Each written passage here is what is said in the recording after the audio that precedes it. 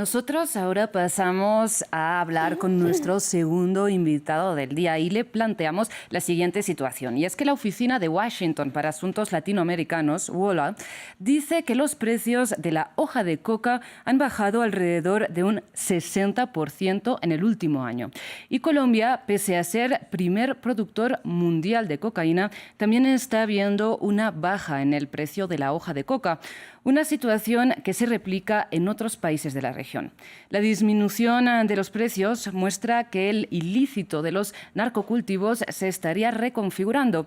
Ahora sí, vamos a conversar sobre este tema con Germán Andrés Clavijo. Él es coordinador regional del Sistema Integrado de Monitoreo de Cultivos Ilícitos de la Oficina de las Naciones Unidas contra la Droga y el Delito, UNODC, para la región andina y el Cono Sur. También nos acompaña en el estudio nuestra especialista en economía, Daniela Blandón. Bienvenida. Muchas gracias, Rosa.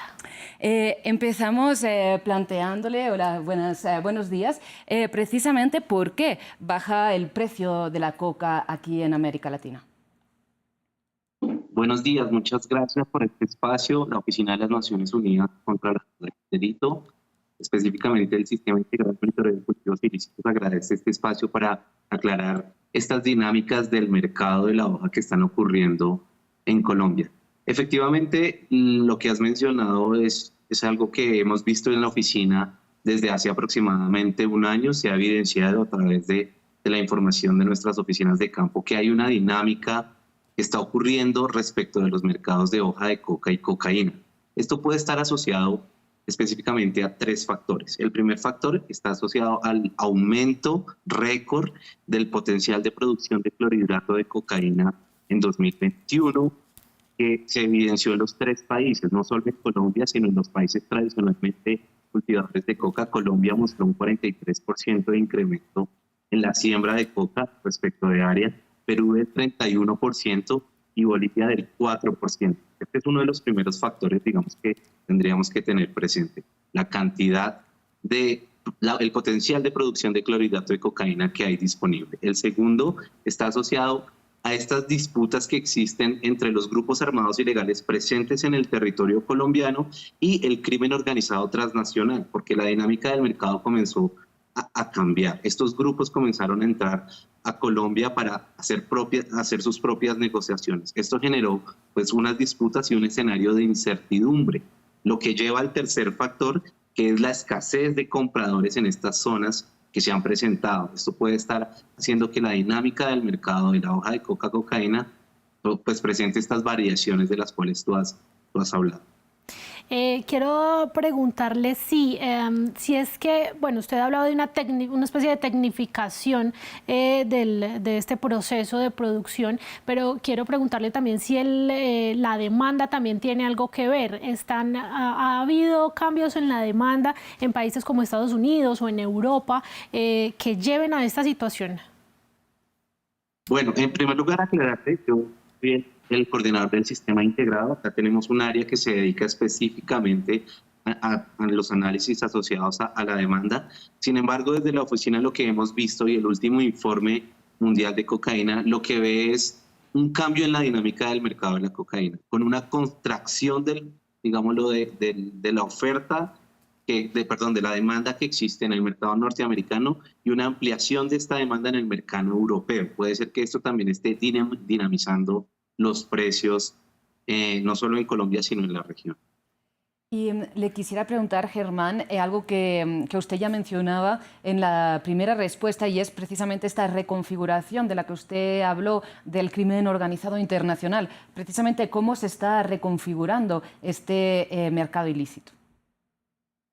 Bien, lo primero que tengo que mencionar está asociado a la situación que ocurrió en Colombia, específicamente después del acuerdo de paz. Hay algunos territorios que tenían una hegemonía por un grupo armado, en el cual el grupo armado tenía una regulación del precio. Este precio hacía que, indiferentemente del tamaño del productor agropecuario con coca que existiera en el territorio, se aseguraba la compra de estos insumos, de la hoja o de la pasta base. Sin embargo, con la salida de este grupo armado por el acuerdo de paz, comienzan a ingresar otros grupos que disputen por este nuevo mercado. Entonces, esa situación está ocurriendo en Colombia. Eso ha hecho que grupos de crimen organizado transnacional comiencen a llegar a zonas de producción en Colombia. Eso antes no se veía, antes de este acuerdo, por un lado. Hay otra reconfiguración que hemos visto y que es una alerta que UNODC ha hecho a nivel mundial, y es este nuevo escenario en donde lo que vemos es que las incautaciones de pasta base y de clorhidrato han aumentado en la región. ¿Eso qué implica?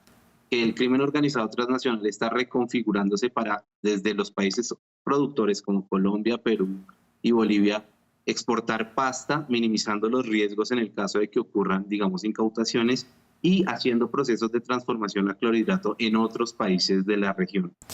En estos países puede ser que la especulación sea, digamos, mucho más limitada respecto de los insumos y sustancias químicas que se presentan. Esto es algo que queremos llamar la atención. Germán, ¿y toda esta situación qué implica para los campesinos, que finalmente son los que están produciendo y que esta ha sido su actividad durante décadas? ¿Y cómo es la situación hoy en el campo para estas personas a quienes les ha bajado el precio de este insumo, que es el insumo principal para la cocaína? Mira, las informaciones que tenemos de campo efectivamente evidencian que hay una dinámica del mercado de los precios, y esto implica que estos pequeños productores estén demandándole al gobierno proyectos alternativos, digámoslo, proyectos de sustitución de cultivos. En este momento gobiernos como el colombiano están adelantando un plan de seguridad alimentaria que ya es evidente, ya inclusive hay una resolución que muestra que el gobierno de Colombia está llegando con pagos adicionales para asegurar seguridad alimentaria a estas personas, que va, digámoslo, acompañados pues, de un proyecto productivo. Y además se han adicionado proyectos de desarrollo alternativo, no solo las familias que ya estaban vinculadas, sino otras familias que se quieren incorporar. También hay que hablar del precio, porque no es lo mismo el precio de la hoja de coca en el terreno que el precio de la cocaína en el mercado internacional. ¿Qué está pasando ahí? Hay una brecha muy alta entre estos dos valores.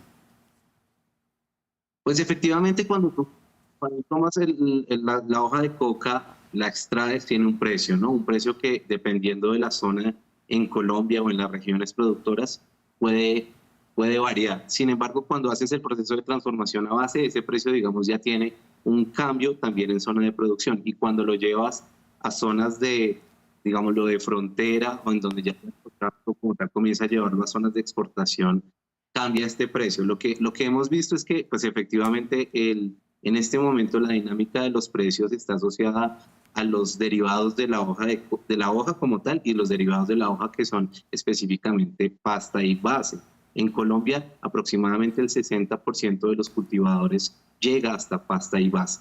De ahí para allá, digámoslo, el tema de clorhidrato de cocaína ya está más asociado al crimen organizado transnacional, al narcotráfico.